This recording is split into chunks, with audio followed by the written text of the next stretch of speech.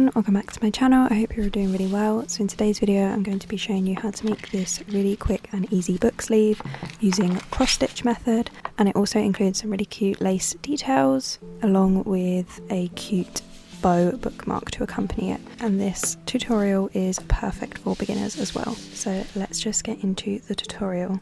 Okay, so for this book sleeve I'm going to be using about 100 grams of this pink acrylic yarn. This is a double knit size.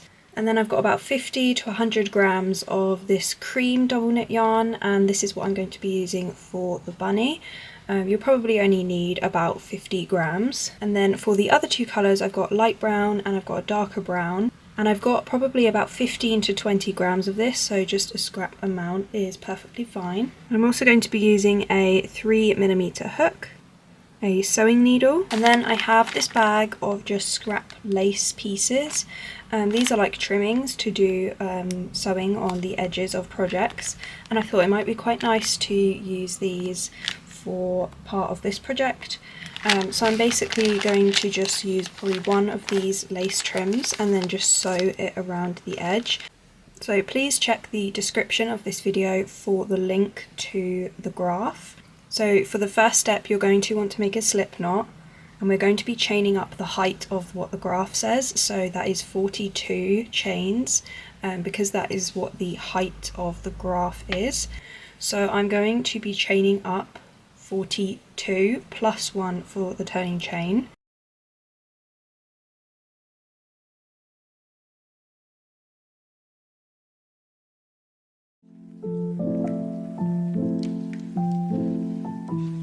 Okay, so I've done my 42 chains, so I'm going to just add one for the turning chain, and then we are ready to start the first row. So when we're going to be crocheting, technically when we place the work like this, our work is going to grow across. So we're sort of doing like a portrait shaped rectangle. Doing it this way, it means that the squares are a lot more in line with each other. If you do it the other way, they kind of go off to the side diagonally. So for the first row I'm going to actually be crocheting into the back bump, so that is the bump behind the chain. As you can see, these horizontal bumps. So you want to grab that second chain from the hook, flip it over, and then you want to insert your hook into that back bump. So that second back bump from the hook, like that. And then we are just going to be doing single crochets for the book sleeve. So I'm inserting my hook, I'm going to wrap the yarn around, and then I'm going to pull that yarn through that first loop, so that back bump loop, like that. And then I'm going to yarn over again, and I'm going to pull the yarn through both of these loops, and that is the single crochet. And now I'm just going to repeat that now for every single back bump across this row. So in total you'll be doing 42 single crochets. So you want to insert your hook into that next back bump, yarn over and pull through, and then yarn over and pull through those two loops. Again, insert your hook into the next back bump, yarn over and pull through that first loop, and then yarn over and pull through those two loops. So now I'm just going to complete that all the way across, and I'll have 42 stitches by the end of the row.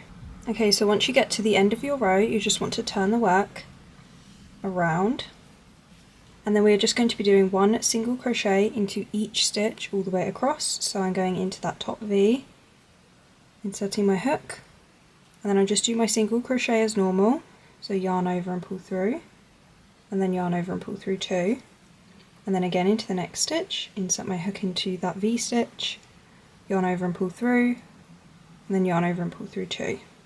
So I'm just going to continue that until the end of the row, and then once I get to the end of the row I'm going to turn the work and repeat the exact same thing. You want to just repeat row 2 until you have 43 rows in total, and that is going to be the equivalent of what is across the bottom of the bunny graph. So I'm going to do that off camera, and then I'll come back and show you the next step.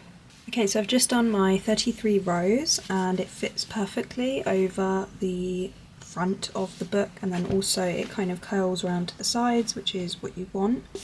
So once you have completed your panel, you just want to chain one and fasten off. Okay, so once you have made your panel, you just want to make a second panel doing the exact same pattern and then fasten it off. And then you want to pick one of your panels to basically do your cross stitch pattern on. Okay, so we're now ready to start the cross stitch pattern, and you can either double up your yarn if you don't really want the crosses to be visible, but I actually quite like the look of the crosses. I just think it has a bit more of a handmade look to it. So I am going to just be cutting a long string of like a single piece of cream yarn. And you don't need to tie a knot at one end because we can weave this in as we go. You just want to place it on your needle. For the purpose of today's video, I'm going to be starting from the top, but you don't have to. The same process still applies. So the first stitch at the top is the 22nd stitch across from row 41. So row 41 is going to be the row directly below the top, and we are going into the 22nd square.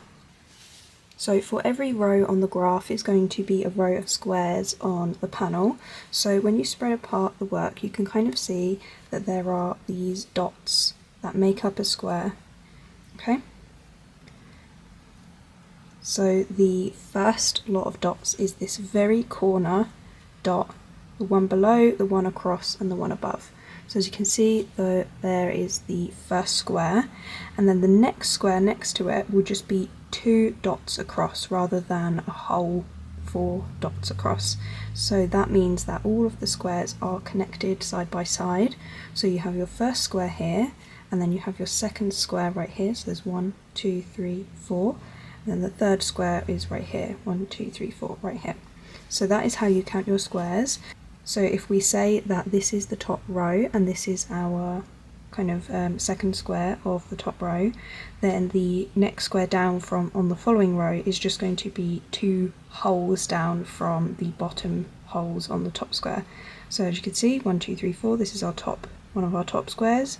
We go down 2 holes, we have our second square from the top. So I'm going to be finding the 22nd stitch from the second row from the top, so that's row 41, and I'm just going to be counting to the 22nd row.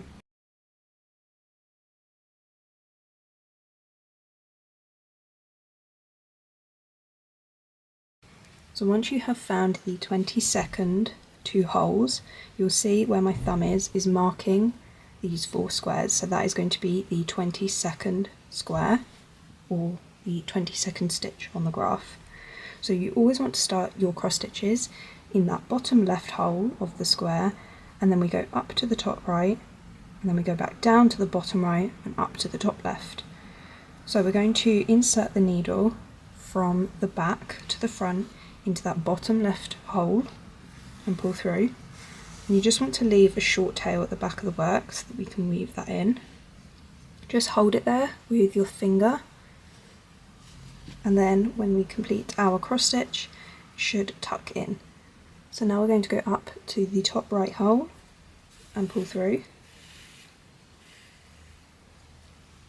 like that, and then from the back of the work to the front we're going to go into that bottom right hole and pull through,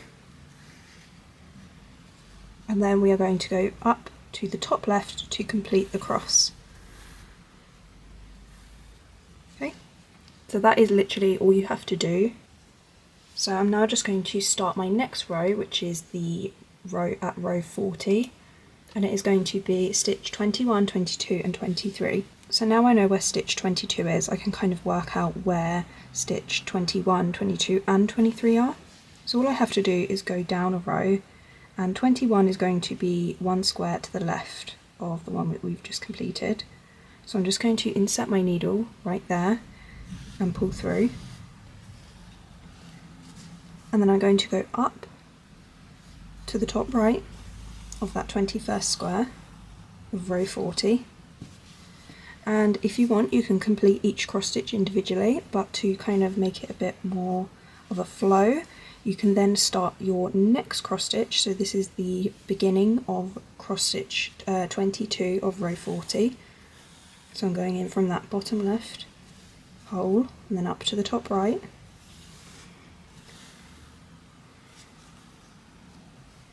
and then I'm going to go into the next hole, which is stitch 23, and I'm going up to the top right of stitch 23, like that. Okay, and then you kind of have a clear guide of actually what stitches you need to complete. So now all I have to do is go from the bottom right up to the top left and do that 3 times to complete those stitches.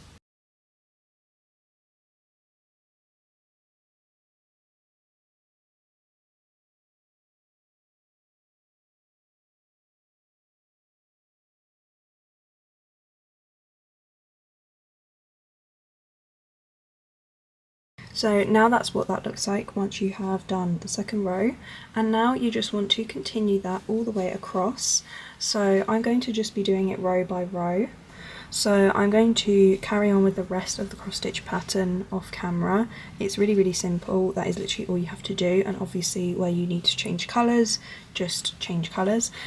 So I will come back when that is all complete, and then I'll show you the next step. Okay, so this is what it should look like once you have completed the cross stitch, and then once you have done both of the panels. So one panel should be blank and then one should have the cross stitch design.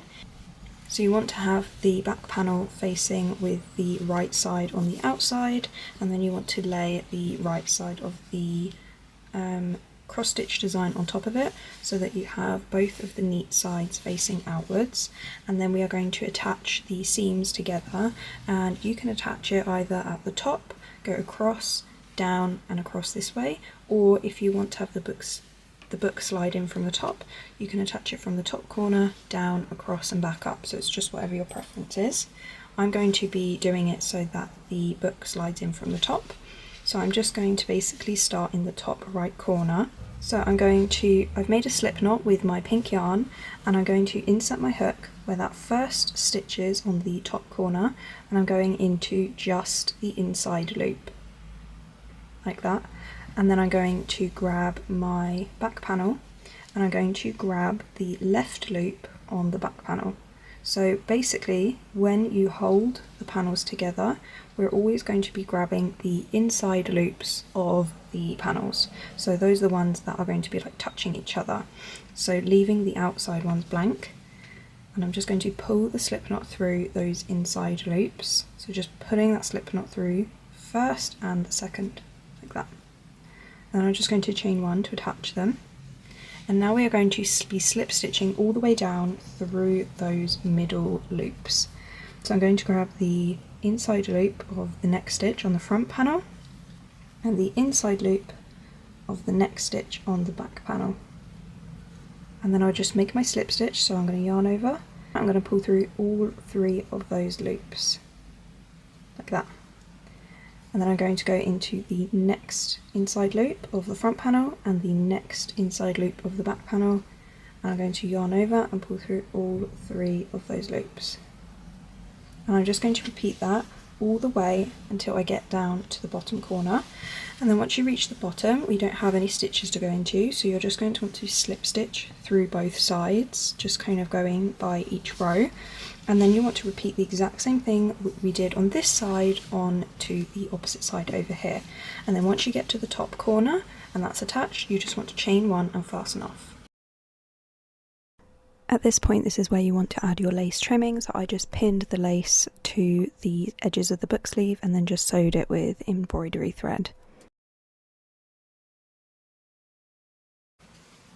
Okay, so now I'm going to show you how to make the bookmark, and you're going to want to start off with your pink yarn, make a slip knot, and then make the chain of however high you want the bookmark to be. I've chained 42, but again, you can chain a different number. And then we are going to be doing yarn over slip stitches for all of the rows.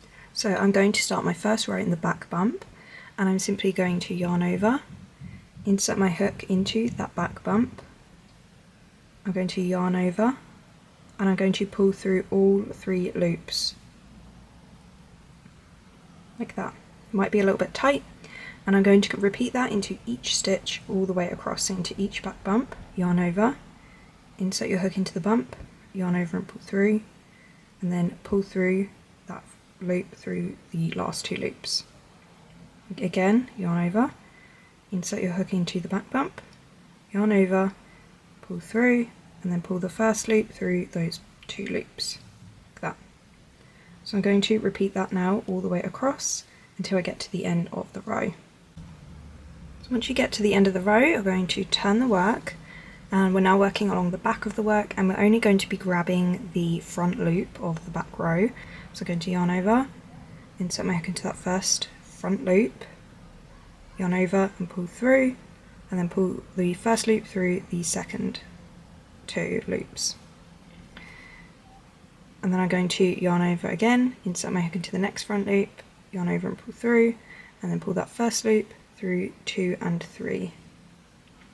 Once again, yarn over, insert your hook into the front loop, yarn over and pull through, and then pull that first loop through the second 2. Like that.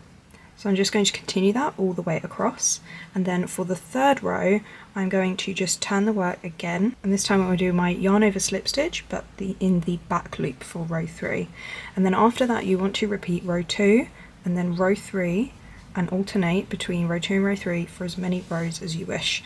The more rows you do, the thicker the bookmark will be, so I will let you know how many rows I do, and then once you have completed the amount of rows that you want, you will chain 1 and fasten off. So I've done 6 rows in total of yarn over slip stitch, and I'm going to now finish a border row, so I'm literally just going to slip stitch all the way around to neaten the edges, and then I will chain 1 and fasten off.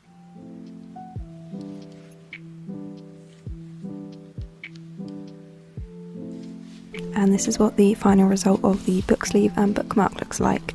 I also decided to add a cute little ribbon to the bookmark. I literally just did a small amount of chains with the cream yarn and then tied it in a bow.